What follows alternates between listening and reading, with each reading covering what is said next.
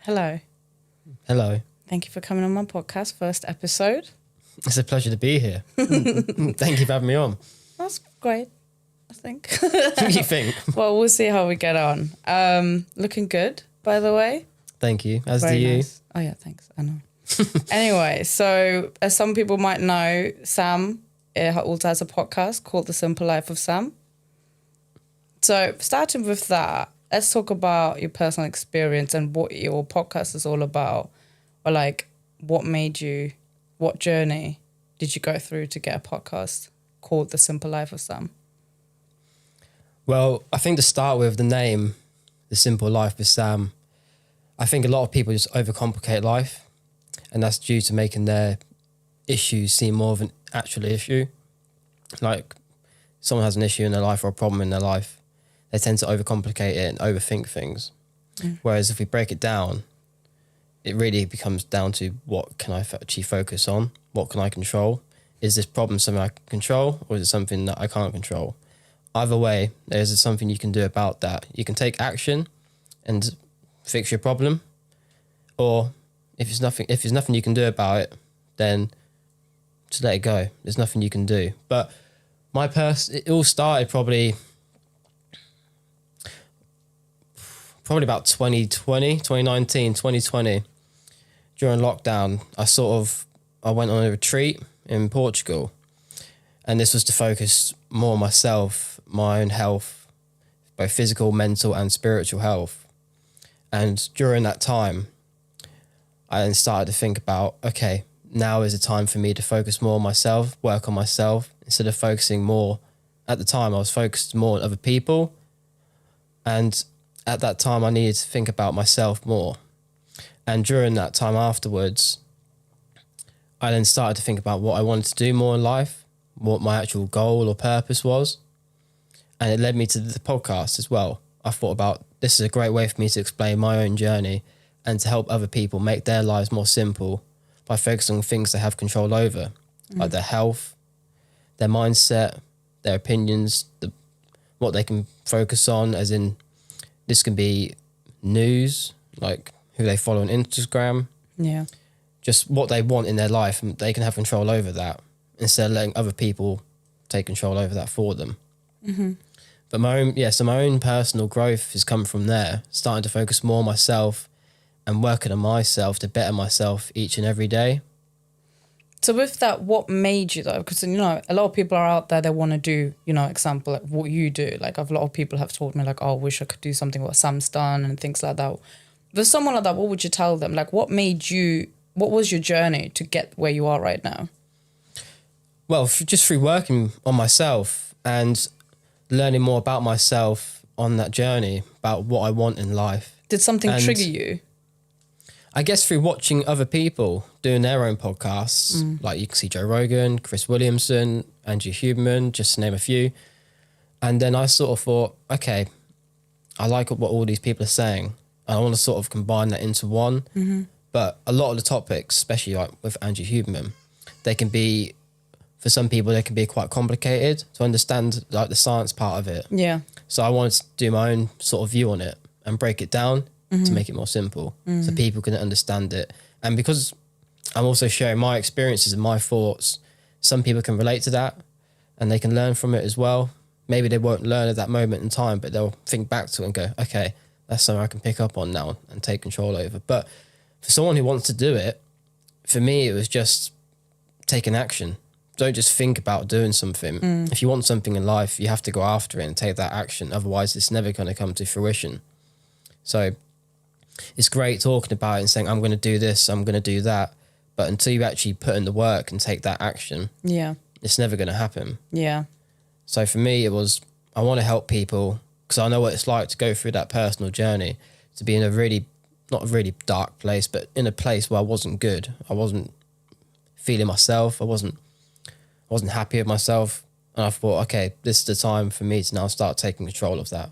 So when you felt like that and then the moment of I need to do something, what happened in that split second? Like you even getting into that state of something needs to be changed? Was it like you got very, very low or like a trigger point?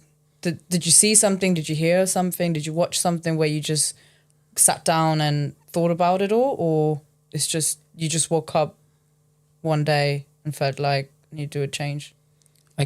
More so one day, I think. Just one day hit, and it was during COVID lockdown time. And everyone else was like, as you can imagine, everyone and yourself maybe, but everyone was just feeling low, depressed, stuck inside. And I was just thinking, this isn't right. I shouldn't be feeling like this. No, you only get one life in this world, in this body. I shouldn't be spending it stuck inside, feeling miserable or feeling low. And then I just thought, okay, I can't just talk about this. I actually need to do it. Yeah. So doing some research, putting in the work. Okay, what can I learn from this? Doing meditation, starting to get more into gym, and just actually taking charge of my own life, taking control of it, instead of just spending every day just stuck inside and just trapped in a house. So would you say your current podcast is also like a journal to you, for yourself? Like you learn from people when you talk to them and everything, like a learning curve journal? 100%. Because we can always learn from other people. We can learn what we want to know. And so you can learn, okay, I like what they're talking about. I'm going to invest that in my own life. Or they could say something, I'm like, no, I don't want that to be involved. I don't want to do anything like that. So you can always learn, and it's outside the podcast as well. When you're watching other people or when your own friends, you can see the lives they have and you go, okay, excuse me. But I can go, okay, they're doing that. They're all maybe partying every night or every weekend till 4, 5, 6 in the morning and just not working on themselves. And that can make me think, okay, that is not what I want to do. And it gives you more of a push. Yeah. So, okay, I can see the life they're heading in. I don't want that for myself. Yeah. It's time for me to then just start, again, taking back control of my own life and start thinking about, okay, I've talked about wanting to be well in my own self. I want to start feeling good. I need to actually put that into work. Okay, so how is it making you feel now? Good. Yeah. Focusing on myself more, working out, eating the right food, meditating, being and a big factor is being in the present moment for me. Yeah. Because again, I've mentioned this before with yourself, but like anxiety can come from fear of the future, not knowing what's going to happen and trying to take control of that. Yeah. But when the future does happen, it's the present moment. Yeah. People are worried about what's going to happen tomorrow, but when tomorrow comes, it's the present moment. Yeah. And then depression can come from the past, thinking about what has happened to you. Yeah. Saying, life used to be like this. No, back when I was a kid, it was all fun. It was all great. But you're a kid. You didn't have any responsibility. Yeah, true. It gets to a certain point in life where you need to start taking responsibility for yourself and your own actions.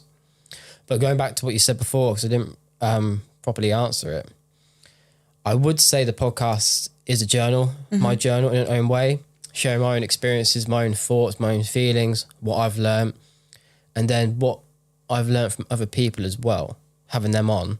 Because I can also add that into my own journal. Yeah. And say, okay, today I've learned this. And I can really use that in my own life. Like the people I had on before, who owned the Yoga Local studio, mum and daughter. And I learned so much about yoga that I didn't know before. And it's just people like that. I can always learn from people, but I always want to learn from the right sort of people, which is why I'm glad I have my own podcast so I can pick and choose who I have on there. Exactly. Okay, that's good. So getting to the main factor now. So you know what my podcast is all about? Yes. Relationship. Oh yeah, tell me. Well, I was going to say, you need to tell people what your podcast is about. Yeah, no, obviously. So my podcast is about relationship, self-care, my own journal, I would say, I think. And obviously I got into this podcast because of you. I would have never thought, to be honest, to get into a podcast. All I do is just really talking to people. But hey, you took the action to make it happen. I know, but I wouldn't have had the opportunity. And I think I've changed the fact that instead of saying no, just go for it. As you said, don't think about it, just putting the action into it. So obviously being the first.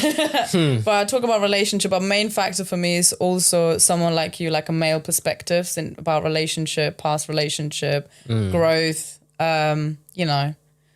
a lot of those things, and knowing your thoughts. You've been always hearing about other people's thoughts, so it's quite interesting for others to know what your thoughts are on certain topics. So one of them things is, what do you think are some of the biggest challenges men face in today's society, and what can be done to promote a healthier mindset and better emotional well-being?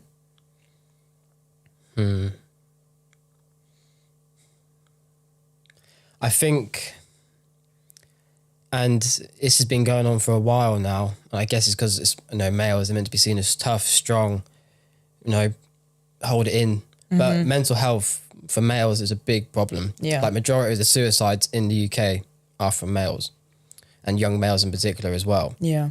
And because they feel like they can't express themselves or talk about how they feel in a way without saying, "Oh, you're a man, suck it up." Yeah. No, I get it. No, it's tough these days, especially with everything that's going on with society and the way how negative everything is, like mainstream media, like how Instagram is, how everything's portrayed.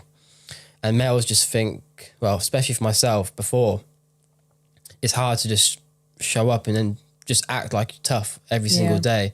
There are going to be bad days, and sometimes you need to be able to express yourself, talk about how you feel. But again, maybe from our ancestors before, family before, you always seen as, just, man up. And the expression, man up, sometimes. But what does man up mean? Do people even know? Bottle it. I think it means bottling it in. Just bottle it in. Don't need to talk about it. Don't express yourself. You seem weak, expressing your emotions. And if anything, it's a sign of strength, being able to open up to someone, talk about it, talk about how you feel, what's going on in your life, what's gone wrong, what's gone right, and getting a different perspective from that. So because they can say, okay, I can see you're feeling like this, and then asking the important question, why do you think you feel like this? Yeah. Some people just say, no, tomorrow's another day, don't worry about it. But you're still going to feel the same way tomorrow because nothing's changed. But talking about it and getting a different perspective or getting a different point of view, it can really help and can really change your own mindset. Because then you can decide, okay, I see what they're saying. What can I learn from this? What can I take on board from this and apply to my own life? So I think mental health in males doesn't really get talked about much. No. Doesn't get, there's more focus on females. And I guess, they do express their emotions more from my experience and from what I've seen.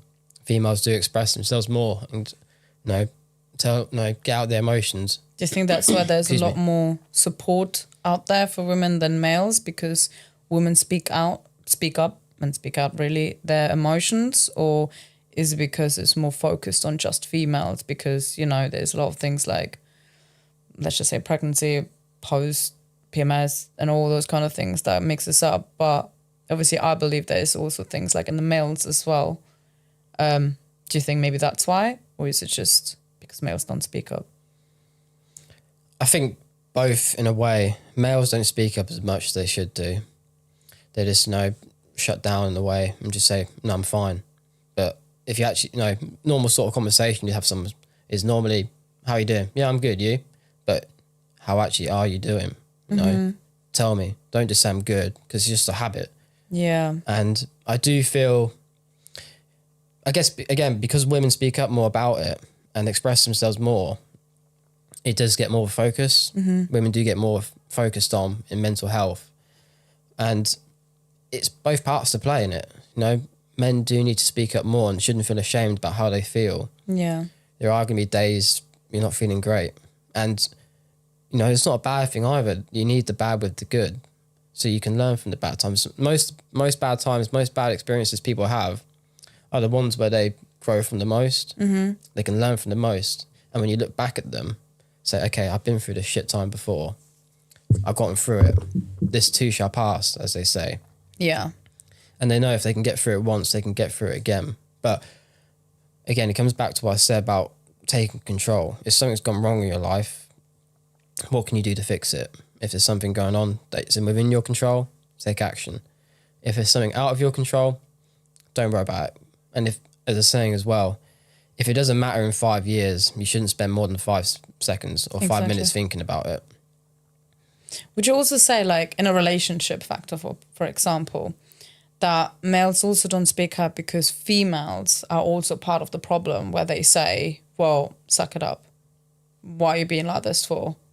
You're overreacting. You doing this and that. And obviously men also hear that. They see that movies, series, TV shows, even in certain reality they're also, to be honest, scripted, but like those kind of situations, the upbringing, the parents, and you said the ancestors and things like that, where it's just a male. But in a relationship as well, where the females are saying like, suck it up, don't need to. But I'm sure, I mean, you're going to agree as well, whereas female is going to speak up, a man has to suck it up and listen and work on towards it. What would you say in that kind of a situation if, let's say, a male is speaking up about their mental health and the female is not even doing anything about it? Do you think that is absolutely a red flag and move away from it? Yeah, if you've got a partner that doesn't speak, like tells you to suck it up, man up, get rid of them. You shouldn't be with them. Because if they're not willing to communicate if they're not willing to listen to you, and they only want you to be, listen to them, it's not a relationship. Where's the communication in that? It's from one side. And if it's only from one side, it's going to break down, because the male is going to feel, no, I'm not really involved in this. I'm not being able to share my point of view, how I feel about these things. Yeah. If it's just always focused on her, where's the time for me? Who's going to be looking after me? It's just me taking care of myself. And because I'm not speaking up, I'm not doing a great job of it. And because I haven't got someone to speak up with. And you're definitely right about how TV, films, how that portrays it. You hear a lot of things, especially in the earlier TV shows. Yeah. Always just saying about the man, suck it up, be tough, brush it off. But sometimes you can't do that. You can't. Only you need humans to, in the end. yeah, and you need to be able to talk about it. That's why it's important in a relationship to be able to talk about your feelings and how you feel, and listen to one another. Understand one another, where we're coming from, why we feel the way we do, and work on it. So, okay, like if I'm talking to you, I know you go, okay, why are you feeling like this? Yeah. Okay, let's put this into work. What can we do to fix this? Whereas if you just went, no, suck it up, now it's time to focus on me. Yeah. Here are all my problems. I'm not being heard. I'm not being listened to. It's just going to be I'm not going to problem. feel good. Yeah, and again, I'll feel shit, and I won't express it with you because I know I'll just feel even more shit. Exactly. And I'm just hurting myself. Yeah. And as you know, when we feel shit mentally, it affects us physically as well. Yeah. So eventually we'll get ill, and the partner will be like, oh, why? The partner won't even know why you're feeling ill, and you can't even tell her I'm feeling depressed or anything like that. Yeah, it's She'll like say, one "Brush it comment that off." would just put it off. Yeah. With that as well, like, what about males speaking to their male friends about their mental health? There's a lot going on as well. Like, yeah, we don't speak like that. I'm like, well, okay. Well, I've obviously spoken with my male friends, and I'm like, well, you're coming to me and speak about how you feeling. However, I'm not a male. I don't know what you're actually going through. I can listen, give advice, but you should be speaking to your best friends as well. Obviously, the answer would be, we don't do that. We're men. I'm like, okay, but you still have feelings. I'm another male, and that's another thing. Like, male should supposed to supporting another male as well, but it's been also going on around a lot. How even can you change that? I guess it comes back to the same with relationships. You need male friends around you that are going to support you and understand you. You need that circle. You need that friendship, and it doesn't have to just be. You get friendships that just I just see the game last night, just constantly talk about sports or anything else other than actually how they feel. And it can go back to how we were before, tough it up, man it up. Just talk about our feelings and stuff. That seems, excuse the term, but back then it would have been seen, that's gay. Yeah. It would have seemed like that, you're being a baby about it. No, you're a man, you don't need to talk about your feelings with us. We don't care. Yeah. And if you've got friends like that, they're not really your friends. Yeah. They're just people that you associate with who maybe have a few interests the same as yours. Would you say? Yeah, it's sort of how you, I guess, sort of like colleagues as well, like work. You don't really sort of dive deep into your feelings or anything like that with them. And if you've got friends that you can't even talk to and express yourself and how you really feel, it's like, say you got something going on in your relationship and you want to go to your mates and say, I feel this in the relationship. And they go, why are you talking to us about it? We don't know. This isn't stuff we talk about. And if you can't talk to your partner about it and you can't talk to your friends about it, who can you talk to? Exactly.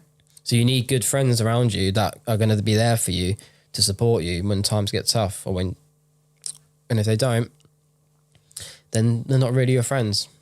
If they can't be there for you when you need it most, you need to brush them off and say, okay, these aren't people I want to associate with. I need to find people in my life that I can talk to and that will try and understand me and my point of view. And yeah, because no, I'm a male. It's maybe we'll feel more comfortable talking to a male about it because maybe we've gone through the same stuff. Yeah. We have maybe similar mindsets because how we think about life being from a male perspective. But sometimes, like say, you can talk to a female. It's like, especially in relationships and stuff like that, maybe getting their perspective on it. Yeah, if it's about female I guess that's understandable. Like sometimes it doesn't always have to be males. As long as you've got friends around you that you can talk to and, you know, can express yourself with, and more likely than not, the female's going to be able to listen and understand and say, okay, here's what you need to do in my point of view. But again, if you don't have friends that are like that, then you need to find new ones. Find people that you want to associate with and you want to be in your life. So do you think you have that kind of surrounding for yourself? Where you can turn to, speak to? I'm quite, because of my mindset and how I work, I sort of know what I need to do and what I don't need to do. If there's something wrong, I'll say, okay, why am I feeling like this? So the best way to know and to work to fix it is to understand why you're feeling the way you do. Yeah. You can say, I feel sad. Okay, why do you feel sad?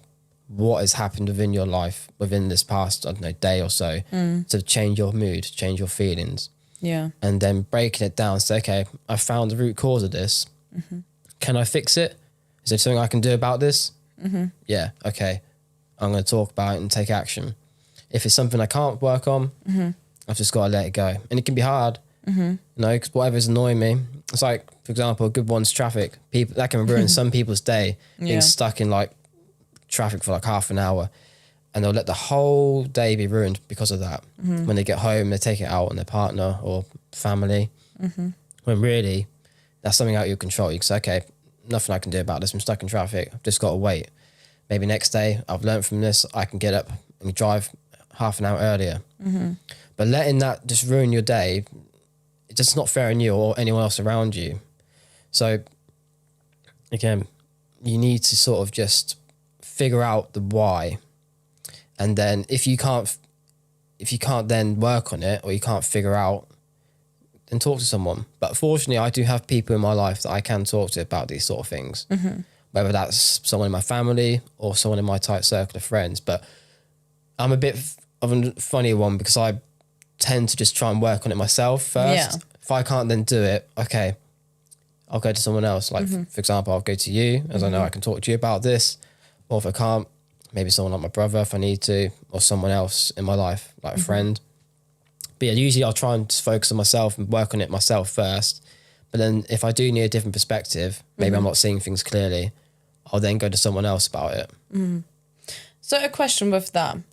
Does it, obviously let's just like keep it with between us, like me and you. If when I see you, let's say something is bothering you, and obviously for me, I can tell on your face, body language and everything. And I know you at the same time as well. You kind of just sort it out in your head. Like I can literally see the bubble and be like, okay, this guy is literally just figuring something out. He's probably going through his whys. If he can do something, if he can't do something, you try and press it down because you're trying to let it go. But we've also just spoke about to let it out as well. And because we've also realized over the months when speaking, it just goes away. We feel so much better about it. Does it sort of bother you when even though I know you, I still come to you and be like, hey, what's wrong? And you do say, nothing is fine. But then you do come around and be like, because I ask again, are you sure what you doing, what you thinking? And then you tell me obviously the problem, but even though you know, like it's something out of your control, but does it bother you when I ask you? But also, on additional on that, how do you feel afterwards when you've said it already and we've cleared it out?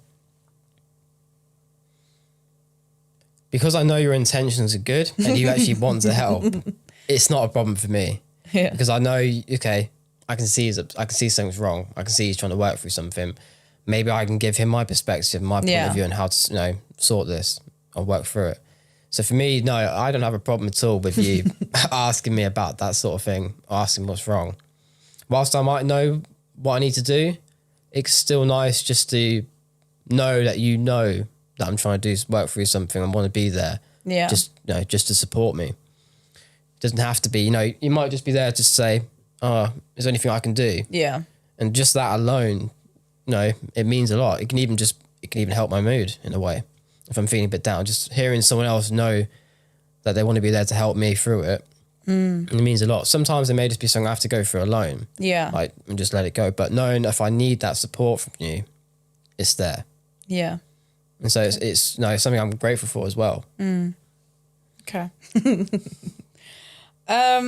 Okay, with that as well then. So in your view, in your opinion, what are the key components of a healthy relationship, and how can a couple work together to build and maintain a strong bond?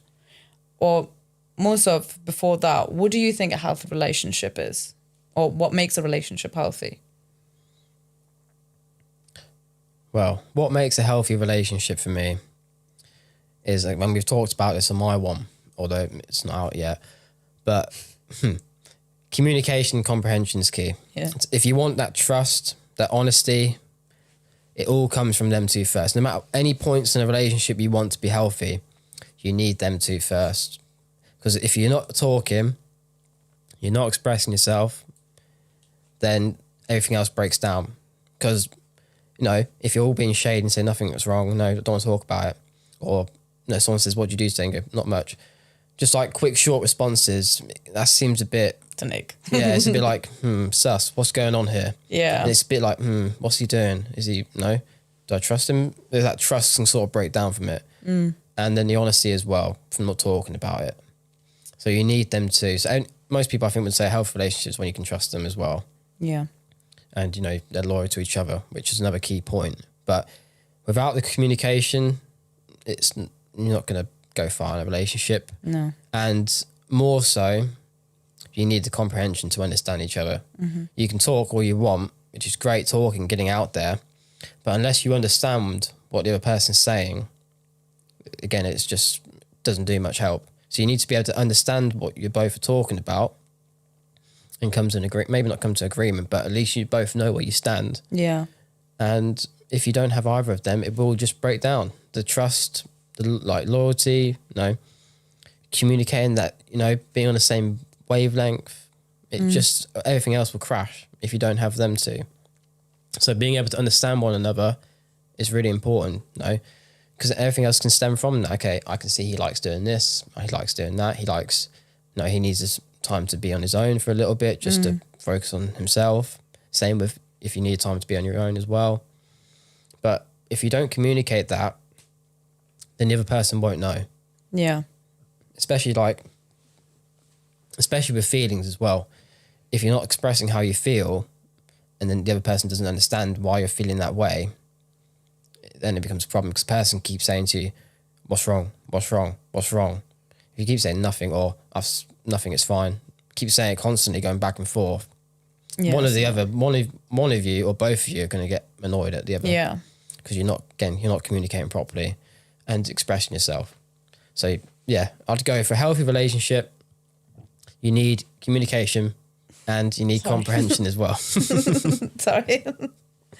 Carry on. No, that's pretty much it. Communication, talking to one another about how you feel or anything that's going on, and then understanding each other with comprehension as well. Sorry, that threw me off. I know. Oops. Okay. You good? Yeah, I'm fine now. With that then, stop. So the next questions. What do you think are some common misunderstandings women have about men, especially in the context of relationships and friendships?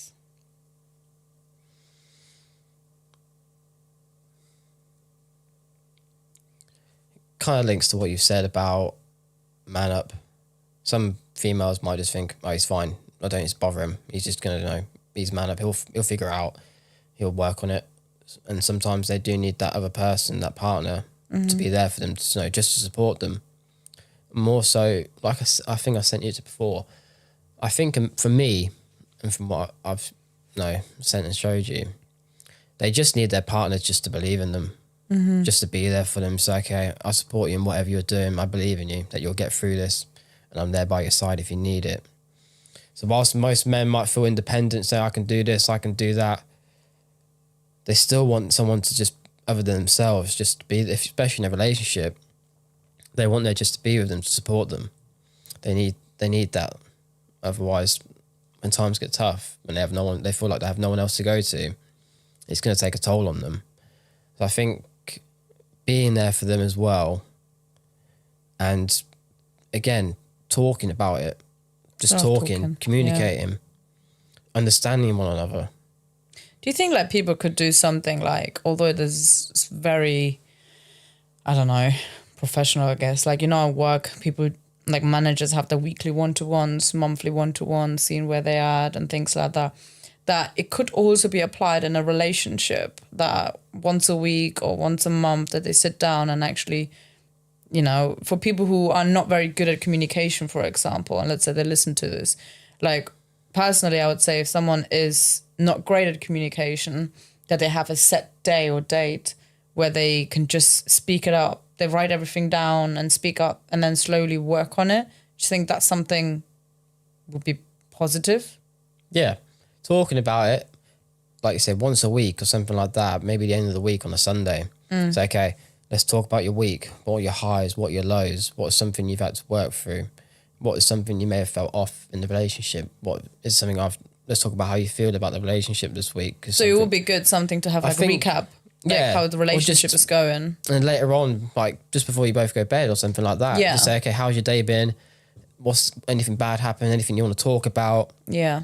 And just slowly just start building it up. So maybe once a week or once a month at first, and building it up more and more and building that communication. Yeah. Because with that communication, and when you can talk to someone else, that trust is always going to be the same. Okay, I trust this person. Yeah. I know that I can come to them with anything I need to. I can talk to them about my problems. And so I'd pretty much say that. So maybe just start once a month maybe at the start. I'd say more so I'd probably say once a week as well. I probably would say the more communication, the better it's going to be. Exactly. It should be like more in the present moment. But for people I know they're out there, they're struggling to speak up about their feelings. It always makes me think like, if you're struggling to speak up your feelings, what does that say about your relationship then? Like, what do you guys have in common? What do you guys talk about other than, I don't know, going out or I guess it's all nice talking about future and that, but what about talking about feelings?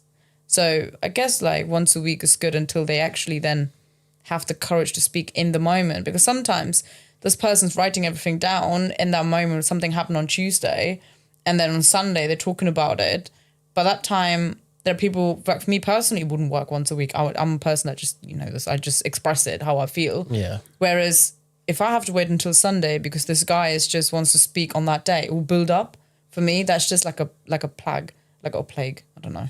Like, it will just build up and build up. By that time, I'll blow up on Friday. Or I'm like, no, I need to speak about it now. It's like, that's more of a disadvantage, I would say, for someone who is expressive. But what would you say for someone like, let's say like me, who let's say you obviously want to hear it when I'm down or anything, but you are someone, well, I can't hear it all at once. Can we just save it until we can speak on Sunday? Would you expect me to adjust on that and wait and learn about patience? But that's my feelings, to have patience with my own feelings. Or would you also say for the guy to be more open and also listen, or that's just a full-on write-off, relationship over? It's important to be open. To be open not only with your partner but with yourself. Sit down and just say, okay, I really feel like this. And with some problems as well, if they're big problems, don't wait till the end of the week or don't wait till that set date.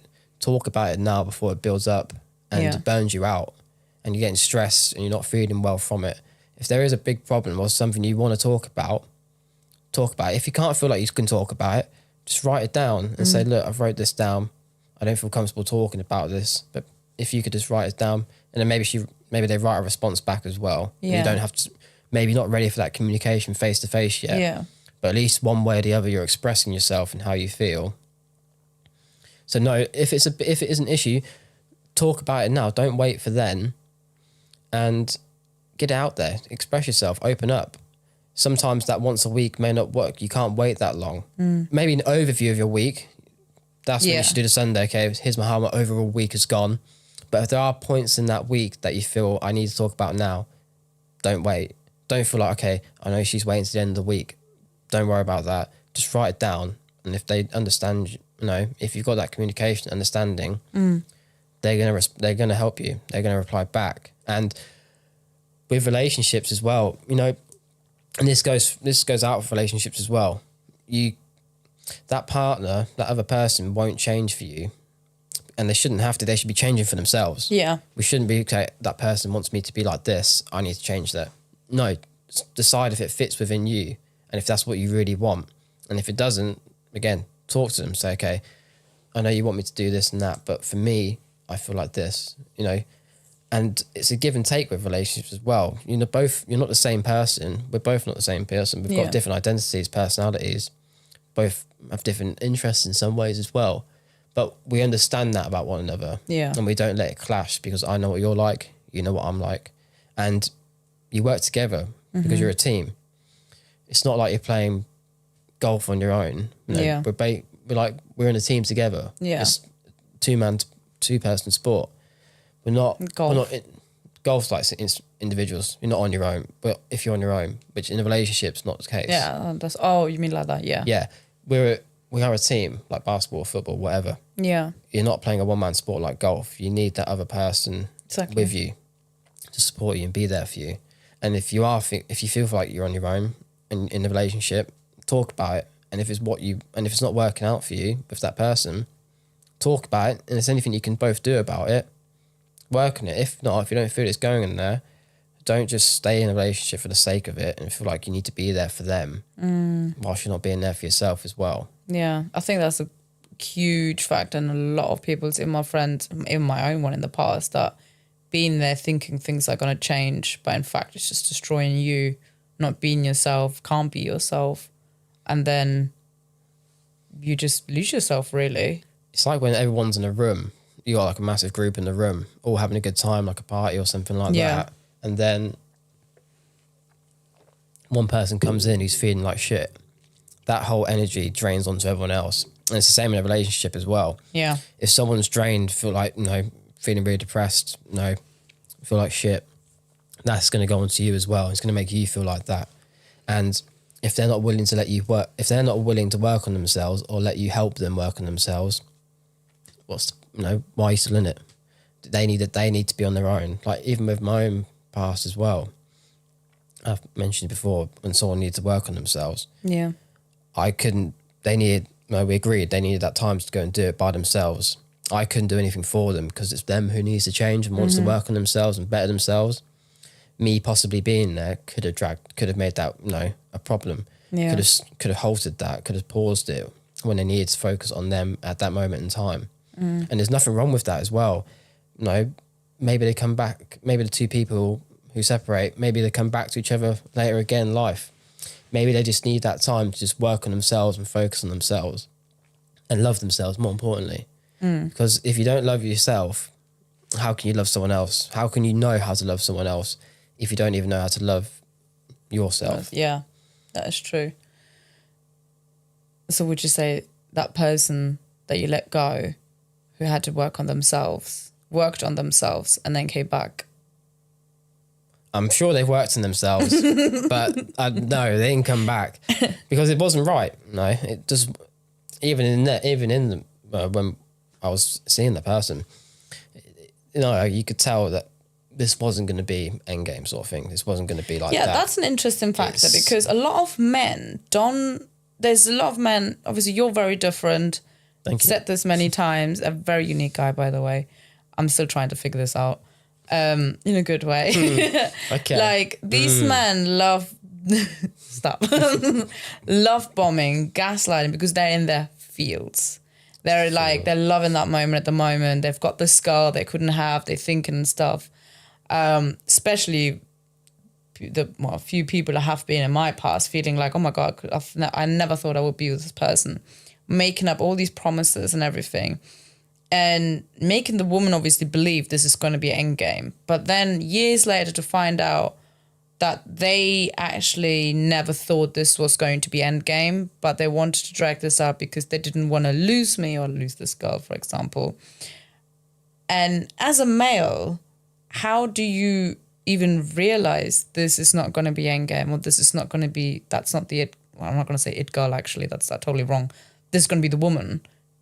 Like, what made you feel like it? Like, where is this coming from? This energy that you feel like between two people.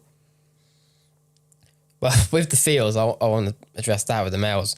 There's not a theory, but I don't know how I'd phrase this, but there's a phrase called hedonic adaptation, which is I'm not comparing to women's cars here, just to be clear, but I've got to use the example of that. It's when someone buys a new car and they're high, the happiness goes really high, and then afterwards, once we have a baseline, and with hedonic adaptation, that happiness when you get that new car, it skyrockets, and then once you've had it for a little while, the baseline, it goes back to the baseline, becomes back to reality. Yeah. And that's what some males probably feel like, or some females feel like in that relationship.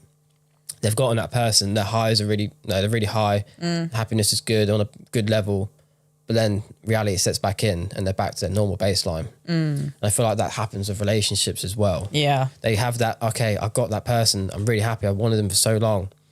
And then once you actually, time goes by, you're back to where you were, how you felt before, and then you start to reflect and say, okay, that's just what I wanted in that moment in time. Yeah. And I feel like that is probably people in endgame as well, who aren't endgame. They're just saying, okay, I want that person right now. I want that person in this moment in time. Yeah. And when that time was obviously gone, you start thinking about, okay, this that's just what I wanted back then.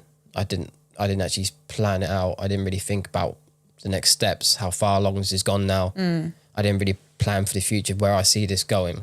Whilst I'm a big advocate of being in the present moment, you've also still got a plan for the future. Yeah. Whilst people may say, you never know when your last day is, that becomes irrelevant because I'm still planning on being with this person for the rest of my days. So I need to actually think about it. Do I actually want this? And some people leave it too late. It goes 6 months down the line or a year down the line, they start to realise, shit, I didn't think this through. Yeah. Do I actually see myself with them, with a family, if they want a family, if they want marriage, or whatever they want? They don't think about that. They don't think about the future. They just think about what they want right now in that moment. And some people, again, I mentioned this before about delayed gratification, putting aside what you want now for something better in the future, which is what I did in my time off when I was working on myself, focusing on myself, putting aside what may have thought was good for me right now. Yeah. Okay, I need to work on myself right now and focus on what I want, because your energy attracts. Yeah, my energy will attract and bring it towards me, whatever's out there. Yeah. If I'm feeling like shit, it's like some girls. I'm not saying every girl, for example, but some girls want a road man or whatever you call it, chavs, basically, want to be gangsters, whatever you want to call them. Yeah. And they go, okay, I want this, I want this, I want that, I want this, boy. And they go, okay, I've gotten this now. And they'll attract them because that's what they want. It's the energy they're putting out. Yeah. And later on in life, once they've had that boy, had a few more. They want a man. Well, this is the problem. Because they're not changing themselves, they're still attracting the same energy. Yeah, sure. And they're still attracting the same, wannabe gangsters, whatever you want to call them. The ones that maybe cheat, do drugs all the time, whatever. And they're realising, okay, I don't know why I keep attracting these people. What's wrong with me? I want something else. But because they're not changing themselves, they're not working on themselves, they're still going to attract the same people. So that's what a lot of people know. That's what happens with some people in relationships. They don't realise what they actually want from someone else, what partner they want. Yeah. Which is why it's good to just, being single, being on your own, it's not a bad thing because it gives you time to focus on you and work on you. Set your standards to a value which you're not going to drop. Say, okay, this is what I want in a relationship now. I want this. And then once you start believing in it yourself, say, okay, I actually know I've worked on myself for this long. This is what I believe I will get. I know this is what I'll attract. Then it will come into fruition. But if you're not changing yourself and saying, why am I keep getting the same people? Don't look at the people, look at yourself and say, okay, I'm attracting these people for a reason. What is it that I'm not doing about that? What am I not doing within myself to stop attracting that?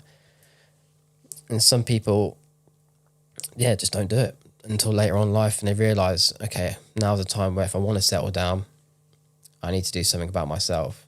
But yeah, going back to Endgame, some people just don't look actually at the end game for themselves. Some people just look at what they want now. Yeah. Don't realise, okay, no, it's more so likely for looks from the male or female perspective. Say, okay, this person's really attractive. I want them. Don't care about the personality wise. Later on, they start to realise, okay, this is actually the type of person they are. That doesn't align with me. And they'd leave it too late. And then either one person or both people get hurt because of that, leaving things too late and not actually thinking about it. No. And again, you can say it comes down to not talking about it, communicating within the early stages of the relationship or dating, not saying, okay, what do you want in life? Where do you see this going? How do you feel about us? No, talking about your interests, hobbies, what your likes, dislikes, just getting it all on the table, all on there and saying, okay, this is how I see myself, where I want to be. How does that match with yours? If it doesn't match, you can end it. At least you end it on good terms. Exactly. So you both know, okay, this isn't what we want. We'll only be hurting each other. Yeah. And so, yeah, people just don't think ahead about it. They just focus on what they want right now, not realising the consequences what are to come from that. So do you think you've done it right now, knowing the fact what the other person wants? Yeah. Yeah, 100%. We both talked about it early on, both got an understanding of where we are in life, what we want from life as well, and where we see ourselves going. And I feel we're on the same wavelength for that. Yeah. I feel, but it's because we talked about it. Yeah, and we understand each other because of that. We've communicated and we've understood each other. We've had that communication and comprehension. Yeah. There's no confusion about it. No. If there was, I'd think we would talk about it. Yeah. But some people just leave it too late. And then that's why sometimes people get pregnant and the partner's always like, shit, I'm out here. Yeah. Like, this isn't what I signed up for. Because you didn't communicate about it. You didn't talk about what you wanted. And not being safe. And yes, not being safe as well. So as a male, it's happened now to you, obviously, many times by me. Oh, okay. Called rejection. Oh. So okay. What would you, you can talk about it a little bit for the male's perspective wise, give them hope. I think you said it. I got rejected, but here we are now. Yeah. More than once. I'll make that clear. Yeah. More than once, obviously. And what would you tell you fellow male community about rejections? I mean, 5 years later down the line, we're here. So what would you tell them? I think it's good to be rejected. Because there are times in life where things aren't going to go your way, whether that's a sale, like a job, dating, whatever, like a salesperson going door to door. Yeah. There are times you're going to be rejected in life. And the more you deal with that, the better are you able to handle it. You can handle it more. Whereas if it's just, there are times you aren't going to get what you want and you need to be able to accept that at that moment in time. It may have been right for you at that moment in time. Either way, you didn't get it then. You got rejected. And there's nothing bad about that because it's giving you experience. You're learning from each time you get rejected, whether that's in relationships, jobs, or whatever. You're going to learn from that and say, okay, I got rejected. This clearly wasn't the right time for me. Maybe I'll come back again, work on work on myself a bit more, learn from it, come back again. If you still get rejected, it doesn't matter because it's just more times you're just gaining more experience. And I have now, obviously now, I got what I wanted. Was that in the moment? No.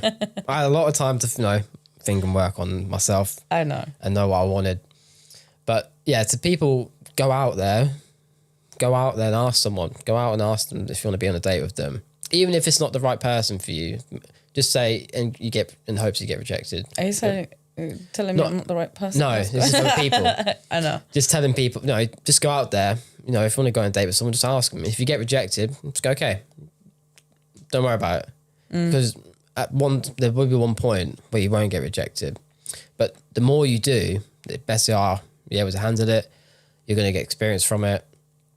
And it's going to build your confidence in the way to just go up to someone It's going to build that confidence up, because that way, you know, if I do get rejected, it's not the end of the world. I can just brush it off. It's okay. It wasn't meant to be right now. Yeah, but it shouldn't be just for the sake of just asking out, because that's a poor goal. If you like someone, I mean, if you like, you say someone, you say, okay, I want to go ask them out. No, I like them. And it's also the way of asking. I mean, you were a gentleman about it. There are men out there, they will ask you, and then out of nowhere, you're a bitch. Yeah, that's on them. That's the thing. They can't handle rejection. Yeah. They think there's something wrong. No, they got insecurity. they got that ego saying, "Oh, I'm great. What's wrong with me? Why don't you like me?" But yeah, you could be great for someone else, not for that person. Yeah. And you just taking that hate out on that person doesn't do either of you good. You're still going to feel like shit afterwards, and you're just making someone else feel shit. Exactly. But yeah, go out there and get rejected. Whether that's, apply for a job, do whatever. Exactly. That's the thing. People move on, but they're not going to call up the manager and be like, why the hell did you reject me for? Yeah. And to be honest, it's not a bad thing if you do. Exactly. Because you say, okay, they're going to tell you why you weren't right for that role. Sometimes. Yeah. Sometimes, yeah. But at least that way, if they do tell you, you can say, okay, here are some things I need to work on myself. Exactly. Or maybe they're right. This wasn't the right role for me. I wasn't equipped for it because it's a completely different thing to what I do. Yeah. But at least I've gone out there and applied for it and know that not getting it, the job or the person I want, it's not the end of the world. I'm still here, still alive. Tomorrow's another day and I can go again. That's true. There's and plus, I nothing wrong think getting 5 rejected. years ago, I don't think we both were ready for it anyways. So No, both different spaces. although we might have thought maybe, but I don't think that maybe we needed it at that time. No, we were both in different mindsets back then, both living different ways we are now. Both had different ways of how we view life, everything. But, we needed that time to work on ourselves, focus on ourselves. And it's done wonders for both of us, I think. Yeah. Both come a long way from how we were back then. Definitely. Both stuck in shitty PPI. Oh, God, yeah. But, no, it's good to get rejected. Don't ever see anything as a bad thing. Any bad experience can be turned into a good experience because you can always learn from it. Yeah. No matter what it is, you can always learn from that. Learn something about yourself, learn something about life. Because there are times in life you're not going to get what you want, and times in life that thing's going to be out of your control. But the more you deal with that, the more you're willing to learn from it, the better you are, and you're going to build that confidence. So nothing wrong at all with being rejected. Which is true and correct. But I apologize again for rejecting so many times, but I'm glad I did. Now, about males and everything. So it's something I have to read out. So there's a lot of talk about the concept of being an alpha male. What are your thoughts on this idea, and how do you believe it impacts men's behavior or self-perception? Now, this is something that I found when I was reading the book on the rational male. But then there's also... I can't remember, is it rational male or man? I think it's male. Male. Yeah. But there is another one, which is a guy, Roosh V, once said, the alpha male is always willing to walk away. And I've written down something more like from our research point. He says that an alpha male's strength and confidence comes from his independence and self-assuredness, saying that an alpha male values himself highly and doesn't depend on others for validation or self-worth. By being willing to walk away from a situation or relationship that doesn't meet his standards, he shows his power and control over his life. In the context of relationship, this mindset apparently means that an alpha male doesn't cling to unhealthy or unsatisfying relationships. Instead, he prioritizes his well-being and is prepared to leave if his needs aren't being met. This can create a dynamic where the alpha male appears more desirable because he isn't as needy or desperate. In my opinion, this concept can be controversial. Some argue that being willing to walk away at any moment can be a sign of emotional detachment or a lack of commitment. It can also perpetuate stereotypes that might not be conducive to healthy, equal partnerships. Do you think it holds truth in the context of modern relationships? And how do you believe it impacts the dynamics between man and women?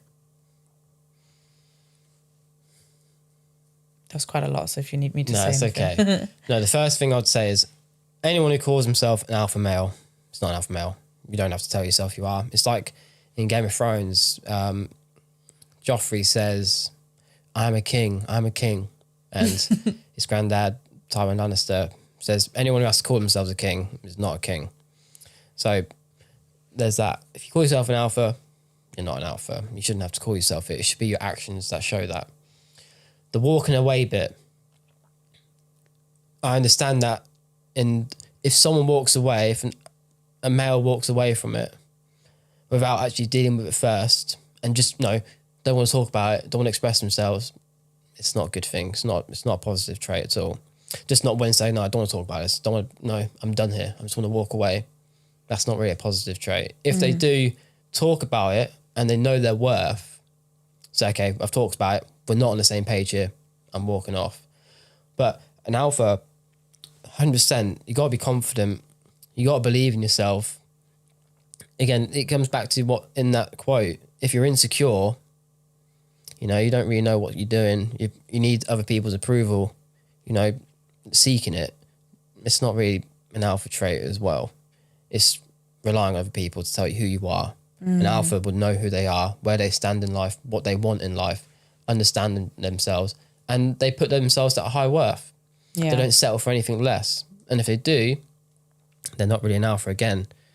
So the emotional attachment part, I can understand that. If someone's not willing to talk about it and just avoiding it is the best way I can just explain it. They're just avoiding having that talk or that understanding with a person, don't want to listen to them. That's not really an alpha trait. That's just scared, I guess, to express yourself. Yeah. An alpha they're confident in themselves. They know how they feel. They want to. They're willing to talk about it. They're willing to say, look, this is how I feel. This is my worth. I'm done here. I'm not getting this. If they're not willing to talk about it and work on it first, and the other person's just like, there's not an understanding, and there's no communication there. There's no matching of the waves, the vibes. They're just gonna walk. They're just gonna say, okay, I know my worth. I'm out of here. But if they're just saying, no, I'm done here. I don't want to talk about this. Yeah. Through. That's not really an alpha. So what do you think someone makes an alpha? Again, being confident in yourself, in what you know, who you are, your value, your sense of self, your self-worth, your standards, never dropping them, never settling for anything less than what you want. Understanding and realizing that, okay, this is what I have control over. Anything I don't have control over, I'm not going to let it get to me. I'm not going to let it just take over my life and let it control me. But the more so is confident, believing in yourself, knowing who you are, knowing your own identity and personality, and never changing for anyone else, only changing when you when you need to change, when you need to adapt. And not being insecure as well, not constantly asking for other people's approval. Yeah. Saying, well, what do you think about me? Do you think I should change this? Am I coming off shy? Am I nervous? What do you think? Like being a bit rattly as well. They know who they are. Yeah, they're confident. Validation. Confidence is a key point of that. It comes into every other factor. If you're confident, you know what you want, who you are, and where you want to go in life. But yeah, so being an alpha is them things. Doesn't necessarily, strong-minded is a good way I can put it. You're strong-minded. But you wouldn't put it in with an ego, would you?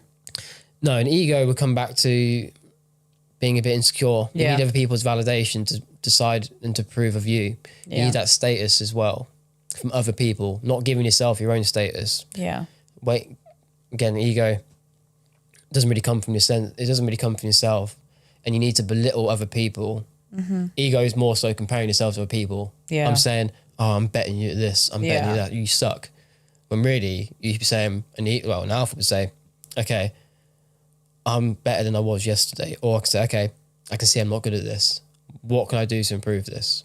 They're taking the defeat as well as a win. Understanding that they're not always going to win sometimes, but they can learn from that win. They're take it as just a win anyways. They're turning a loss into an experience. Yeah. They're not just accepting it as failure. Exactly. They're saying, okay, I've not gotten what I want, but I can learn from this. I can go again tomorrow. They're saying, okay, there's always an opportunity for me to improve. And someone else, not an alpha, would give up. Say, this isn't working out for me. I give up. There's no point. I can't do anything about this. And whereas the alpha would say, no, I'm not letting that happen. I'm going to learn from this and be better tomorrow and the next day and keep improving. Okay. So the next bit, a little bit different, that I'm also getting into relationship-wise, or males and females, so to say that. How do you think hormones like oxytocin and testosterone influence the way men and women contact and handle conflicts in relationships? Do you think knowing about these effects can help us improve our relationships? Shall I say a little bit about oxytocin and More, yeah, go on for the viewers as well. Yeah, so hormones are chemicals in our bodies that play a big role in how we feel and behave. Two important hormones in relationships are oxytocin and testosterone. Oxytocin means, well, love hormone or cuddle hormone. Oxytocin is released when we hug, touch, or bond with someone. It helps us feel close and connected, promoting trust and affection. When oxytocin levels are high, people tend to feel more trusting and connected, which can strengthen relationships. Testosterone, this hormone is often linked to traits like confidence, competitiveness, and assertiveness. Both men and women have testosterone, but men typically have higher levels. It can also influence how people assert themselves and handle challenges, affecting dynamics in both positive and negative ways. And can you repeat the question? Yeah, that's again? fine. Just I was taking that in. That's fine. How do you think hormones like oxytocin and testosterone influence the way men and women connect and handle conflicts in relationships? And do you think knowing about these effects can help us or them improve the relationship?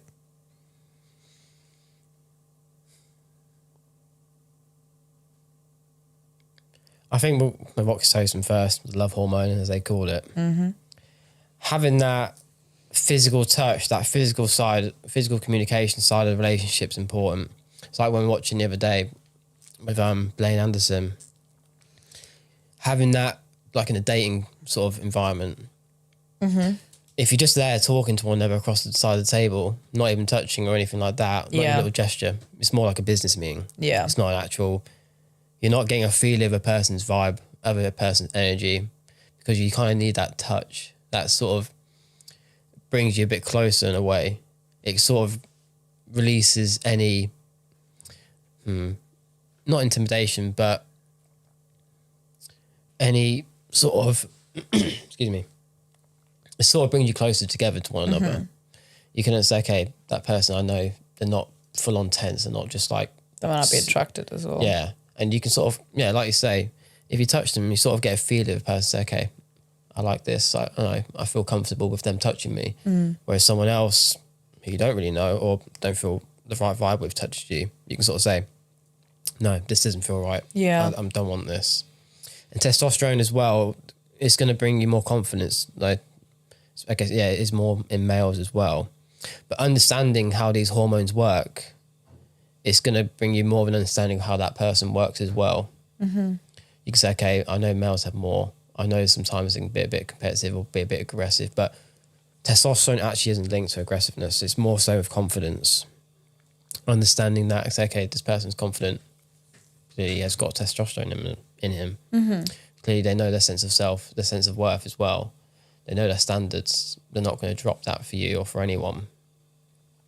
But understanding them, it's just understanding the body as well, how the body works and how the levels in the hormones can influence that person. If they've got low levels of testosterone, they're going to feel insecure in a way. They're going to feel a bit of, needing to always rely on you to give them your opinion, to make them feel more validated in a way. Yeah.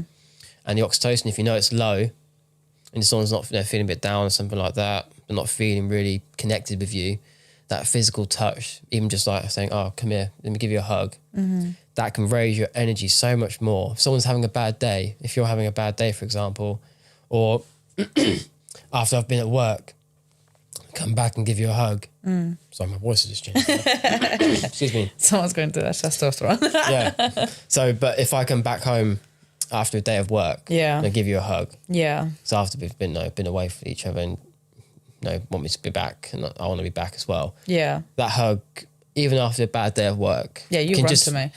Yeah, because it makes you feel good. It makes you feel happy. Yeah. And you want that connection in the relationship. You don't want to just get home, just go upstairs or just sit on the sofa and just crack on with watching TV or just doing something meaningless. Yeah. And not connecting with your partner. Would you say people who do that, like in the past of I've seen people do that, experience it, but they just want their own time? It's important to have your own time.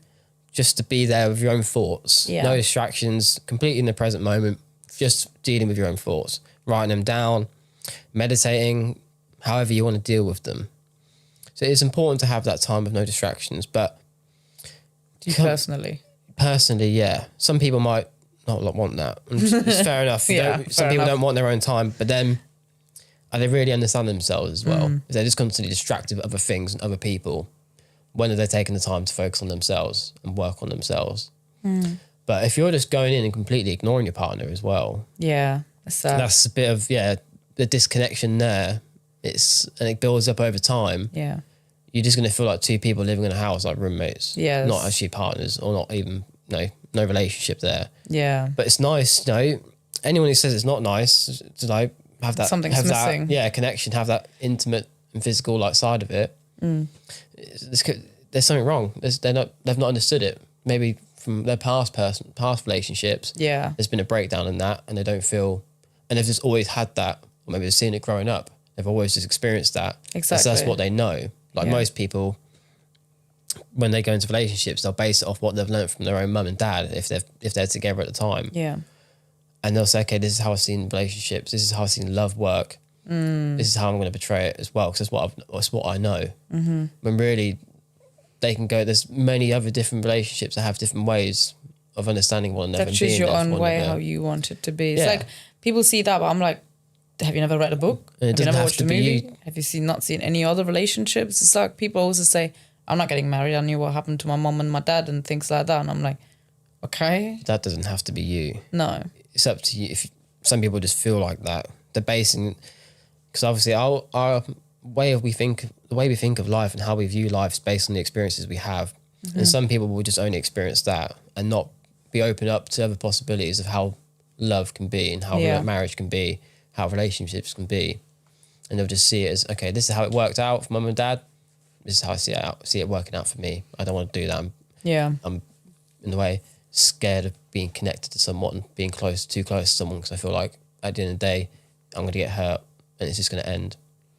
But going back to the question as well, with the oxytocin side of it, it's nice just, as soon as you see your partner, just come in, just literally, if you want your alone time or you need that time, just come in first, have that hug or kiss, whatever you want to, be in there for them.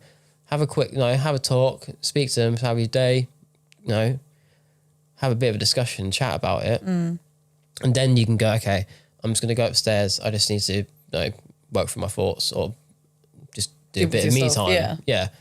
And they'll understand that. Exactly. Well, if they want to be with you and they know you, they'll understand that's okay. He needs his time. She needs her time.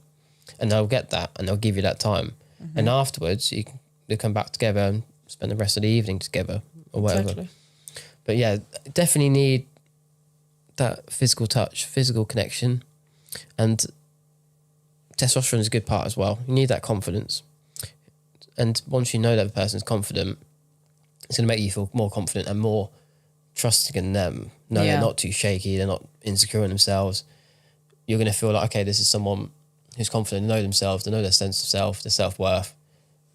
Okay, I know that they're going to be like that, and they're going to be there for me in a way. Okay, thank you. Well, I've got one more question. And then if you have questions, you can. What is your love language? My love language?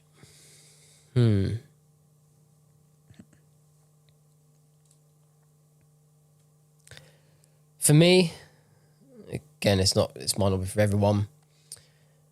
And I do think it's important for me anyway, but the little things you do for one another, just like the little things, it doesn't have to be major big things, which are still nice to do. I wouldn't say no to them. I wouldn't not do them. But the little things, like even just like leaving a little note in the morning. Or just like, I've just come back. Here's I got you a little something. Yeah. Like flowers or anything like that. Just the little things that show you care and appreciate the other person and that you're grateful for them. And then it's reciprocated as well. Because, they see that, no, they care about me. They've been thinking about me. It makes me feel valued. It makes me feel wanted. And it's nice. It is a nice feeling that. Yeah. I wouldn't tell anyone not to feel that way. It's a great feeling. But little things, because the little things do matter. They build up. It's like someone has little problems over time. They all build up. Yeah. And eventually, either it can take a toll on you. But the little things as well, the nice little gestures, the nice little things you do for someone else or they do for you, it does all add up as well in the way. It just makes you feel more loved as well. It's a great feeling. I'd recommend it to someone else. Just the little things in life. It doesn't have to be, and again, it doesn't have to be complicated. It can be simple. Mm-hmm. Just a little note in the morning. Or when you're just chilling in your bathroom, minding your own business, get a little note through the door. Yeah, exactly. Just let them know you're thinking of them. And it doesn't, it also... It's cute. It's adorable. It cheers, it makes every person happy as well. And you I feel want like a lot of men don't do that anymore for their women, girls. Romance sort of dies down. Yeah, that's the thing. I was going to say, like, have a bit of romance in your relationship and keep it up. Don't ever stop it, because just because you've got the girl or the man as well, that does not mean that they're tied down. Even when you're married, they're not tied actually ever down. They will find whatever they're missing in someone else. Doesn't mean it's a competition, but a romance is a huge thing, me personally. But yeah, it's good. But they say the honeymoon phase at the start of a relationship it only lasts a certain amount of time, but I don't believe that. It lasts as long as you make it last. Yeah. As long as you want it to last, it can last for the rest of the entire relationship, the rest of your lives. It's up to you both when you decide the romance dies. If one of you is just putting it in and the other person's not, there's a problem. It might not work out. Most likely won't, because you're not on the same page. But if you're both, giving that romance, it's going to last, and you're both going to feel wanted and loved and cared for. Yeah. And knowing that your person's taking an interest in what you like, they're understanding you. Like if I come back and get you like a little something, or your favourite flowers, or like a little snack you like, knowing that then I understand you and the thing your likes or dislikes. Yeah. And that I'm willing to put in, like, you're putting in the effort, which is important in relationships. You need to put in the effort, otherwise it's not going to work. If you're just waiting for the person to just do everything, or vice versa, it's going to break down. Definitely. So Action you need speaks to be louder. And people say you need to be 50-50 in a relationship, which is bullshit. You need to be 100-100. Yeah. You both need to be putting it all in. If you're it's all in or all out. That's it. There's nothing else. And some days you may only be able to give 40%. But if that 40% is your 100%, that's all right. There are going to be days where you're not feeling great. Yeah. And you may not be able to give 100%. But if you're still giving it your all, it's okay. And tomorrow comes and you may be feeling 100%. Exactly. But just don't settle for anything less. That's true. Okay. Well, that was all my questions. So thank you for coming here. My pleasure. Hope you enjoyed it. Well, thank you for having me as your first guest. Definitely a special guest as well. Well, you can check out The Simple Life of Sam on his page and YouTube and Spotify. You're everywhere now. Everywhere. Everywhere. Literally everywhere. So, yeah, that's it.